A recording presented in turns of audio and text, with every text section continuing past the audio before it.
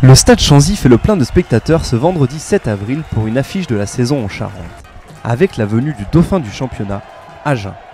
Le club lot-et-garonnais essaie rapidement de faire valoir son statut, mais ce sont bien les Angoumoisins qui récupèrent la première pénalité suite à un effort en mêlée.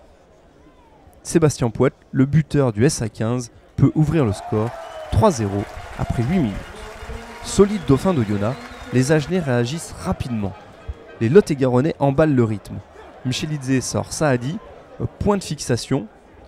Darbo veut jouer rapidement, mais un pied charentais traîne par là. L'arbitre, monsieur Sébastien Cloutet, lui sort un carton jaune. Antoine Roger doit laisser son équipe à 14 contre 15 pour 10 minutes. Clément Darbo en profite pour égaliser, 3 partout, et va même donner 3 unités d'avance à son équipe suite à un nouvel effort de sa mêlée. Les Angoumoisins pensent alors peut-être marquer le premier essai de la partie avec la passe au pied d'Ayestaran vers l'aile de Pilet, mais Taylor Paris s'insurgit, petit tacle du l'ailier canadien, le ballon file en ballon mort. Discussion entre le corps arbitral, monsieur Sébastien Cloutet va refuser cet essai, renvoi au 22 mètres.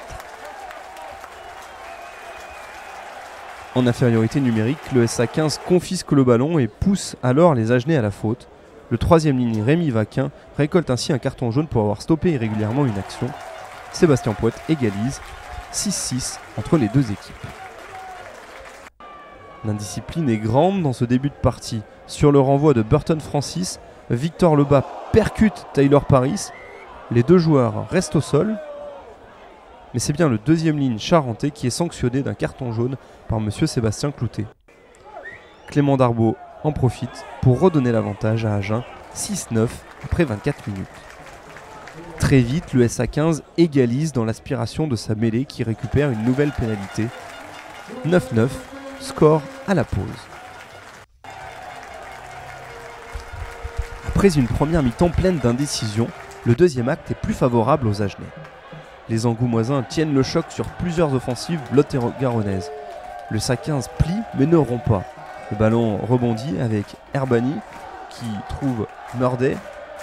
Les Agenais pilonnent à 5 mètres de l'embut. L'action rebondit vers le côté gauche. Nouveau point de fixation. Un trou de souris peut-être vers la gauche, mais non. Ayestaran pousse en touche son homologue. Les Agenais ont néanmoins pris 3 points d'avance. Les Charentais reviennent très rapidement dans la partie. Roi du rebond, ils égalisent à nouveau par un drop de Guillaume Laforgue. 12-12 après 59 minutes. En puissance, les Agenais ne veulent pas lâcher les commandes. Darbo concrétise les efforts de sa mêlée.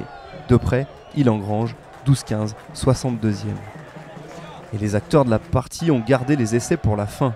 À force de mettre Soyon-Angoulême sous pression, les Agenais récupèrent un ballon qui traîne au milieu du terrain.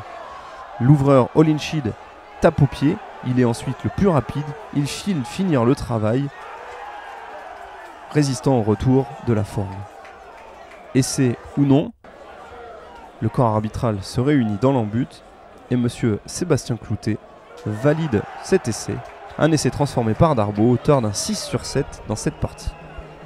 Les Angoumoisins ont du cœur, les Charentais ne veulent pas lâcher. Dans les ultimes secondes, ils poussent pour arracher un bonus défensif et cela paye. Après un nouveau point de fixation de Sébastien Lollet, l'action va rebondir pour les Violets. Le pied de Sébastien Pouet vers l'embut. Petite hésitation de Michelidze qui laisse passer le ballon. Facundo Garrido vient conclure l'action. Essai. Celui-ci est transformé par Pouet. 19-22 score final. Les supporters de Chanzy apprécient le cœur de leurs joueurs. Agen décroche une victoire précieuse pour recoller au basque du leader Oyonnax. Angoulême démontre que son équipe ne lâche rien sur sa pelouse de Chanzy en décrochant un bonus défensif.